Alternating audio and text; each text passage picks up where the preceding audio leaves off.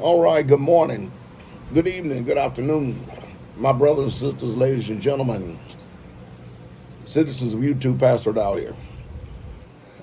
Yesterday, when I made the video doing my response based on the video that I saw on Facebook concerning Will Smith and Chris Rock, you have a lot of people out there saying it's false flag, it was staged, blase, blase, blase, blase. Listen, I remain totally unconcerned about so many people are quick, fast, in a hurry to dismiss a lot of things. If I do a particular video, you, my listening audience, the ones who I think that exercise an extreme amount of self-autonomy, and I think that you're pretty much highly engaged concerning the things that are going on in this world. If I make a video reporting on something like that, I'm not concerned about if it's a false flag. I'm not concerned about if it's staged. Not at all. Not at all. I'm going to tell you the reason why. I'm concerned about the Hegelian dialectic. That's what I'm concerned about more than anything. And for those of you new to my channel and don't know what the Hegelian dialectic is, I'm concerned about the problem, the reaction, and the solution. What does that mean? Well, the powers that be, whoever it is, whoever they are, when you speak about the Hegelian dialectic problem, that means that they create the problem.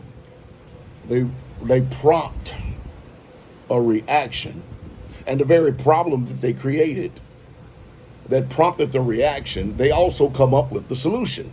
Now, some people, in the last few years, we had some things going on in this world, and a lot of people participated in the program.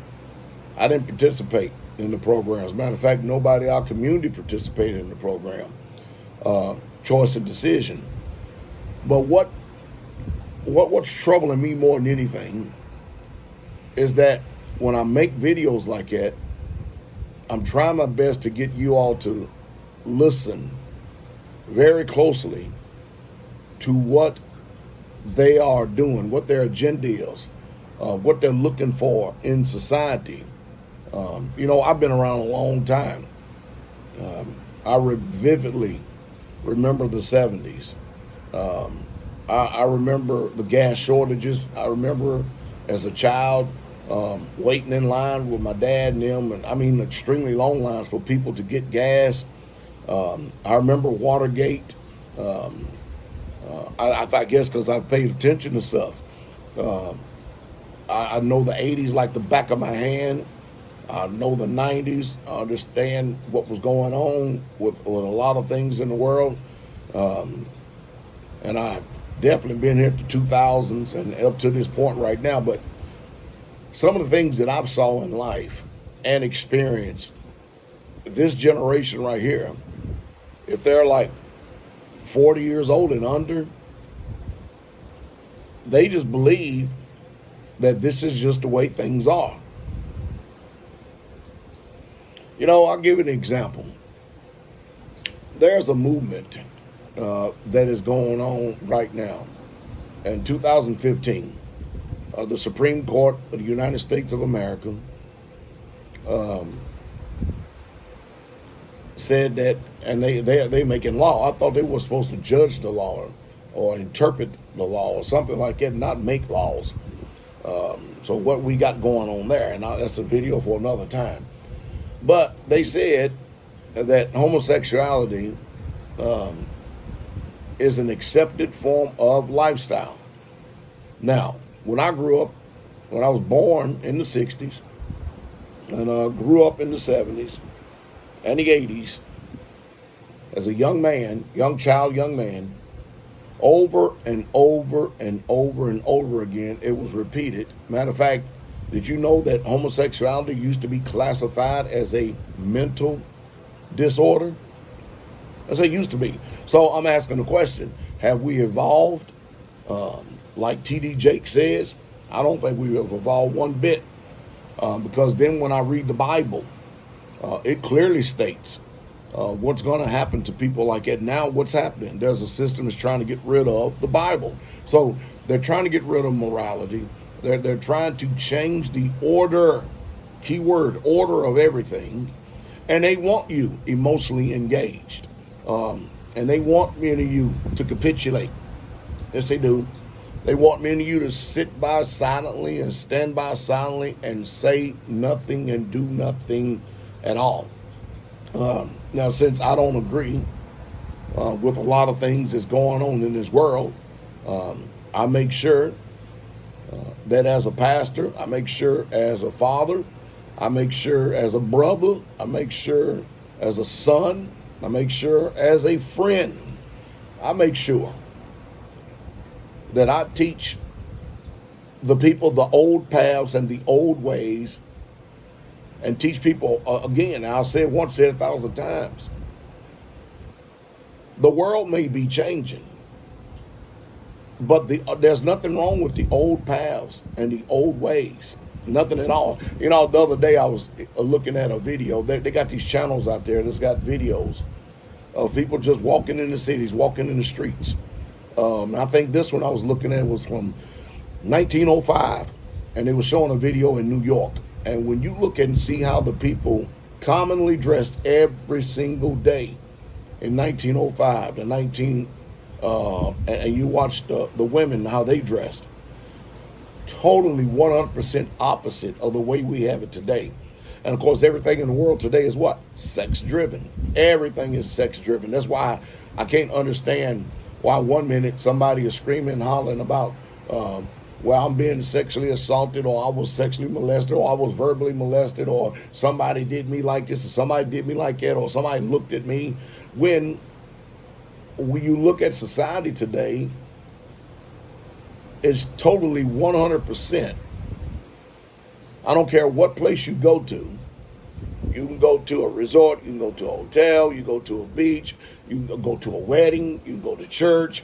It literally seems like every place you step into, you're one step from performing the services of the houses of repute. That's what it is. I mean, it is off the chain.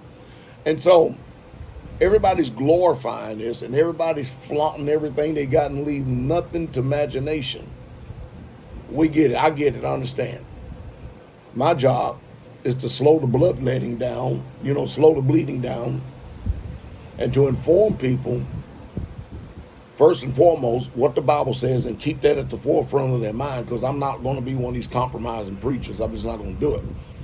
And then teach the younger people right from wrong, even though today that we live in a world that seems like that nobody wants to admit that there's absolutes. Nobody wants to know what's right and what's wrong. It's just like you hear this new statement today, your truth. You go ahead and live your truth. See, that's the deception today. You don't have a truth. I don't have a truth. There's only one truth, and that's it. And that ain't you, and it ain't I. And that truth is already came. That truth is already gone, and he's coming again. And he's going to let everybody know the truth. So whatever you see is accepted in this fallen world right now, there is no doubt under the control of the Satan, the Hasatan. That doesn't mean you have to succumb to it and fall from it. I mean, I made example. Listen, a lot of people scream and holler about politics and all this other stuff. My question is this: what are you going to do about it? I hear you screaming, I hear you hollering, I hear you complaining, but what are you going to do about it? So when I make a video about Will Smith or the slap heard around the world, I'm not so much concerned about the theatrics of what's going on, as if you go back and listen to my video, I pay more attention to how that video had prompted a response based on the condition of the mindsets of people today. And what really needed to come into question is, where are you at? Where do you believe? And where are you? Because I'm not with this satanic agenda that's going on in this world. The question still remains, what are you going to do about it? Well, I'll tell you what I've done about it. I got some acres of land. I live way out in the country that at one time used to be very rural. Now I can't. I'll get to the point now I don't even know if I can actually say it's rural anymore. because the farmers that are dying off, the children, they're not farming land. They're breaking it up and breaking up the land and the tracts, and they put up these cheap houses everywhere, and people are buying them. But I still live way out from a major city. I live 70 miles outside of a major city. And if anybody know anything about 70 miles outside of a major city, I just got finished saying a mouthful. So I live 70 miles outside of a major city, and we grow our own food, we raise our own cattle, beef, chicken. We drink a lot of goat milk. Don't too much participate in the cow milk program. And I'll give you a gem on that. You know, when you look at the size of a cow, and then you look at the size of the calf that comes out of the cow, if you are a farmer, if you're an Israelite person, you're an agricultural people, you know, questions come to mind when you got your hand in that dirt and when you're sitting out there. If you are a farmer, you'll look at that and go, should we be drinking that milk that comes out of that cow like that? But then when you look at a goat and the size of a goat, and then, of course, coupled along with the knowledge of the scriptures, now you understand the reason why goat milk was often used in our culture. But anyway, I just thought I'd throw a few gems in here. I've homeschooled my children, still homeschooling children, teaching them the difference between male and female, right and wrong, and also have no trouble or compunction or problem telling them what the hell is going on today. And you know what? Sometime with all this world right here with their clean mouths and filthy lives, that's literally a shock, and that's literally an awe. When you watch people sit up there and listen to a preacher like me, and all of a sudden they get disturbed because they hear me say a few words or phrase things a certain way. First of all, I'm totally unconcerned. This is a tough, hard, cold, callous, and cruel generation. And it needs tough talk right down the middle. It needs talk that there's no room for misunderstanding whatsoever at all. There's no room for innuendos. This generation needs it, and it needs it bad. Because if we don't put the difference and make the difference between what is holy and what is unclean, the clean and unclean, if we don't make that separation and the distinction, pretty soon we're going to be a mishmash and a quagmire of society. And we see what's happening with society. And I personally just cannot stand by and do that. You know, I got a woman that used to caretake for my dad. She started declining spiritually. And you know, whose son flat out told her, Mom, I'm a sodomite. And that's what I'm going to do. And it seems to be affecting her. Hey, and I'm talking about affecting in such a way that it looks like that she's agreeable with that lifestyle. That's her choice. Makes no difference. She's not in the ministry, but that's her choice.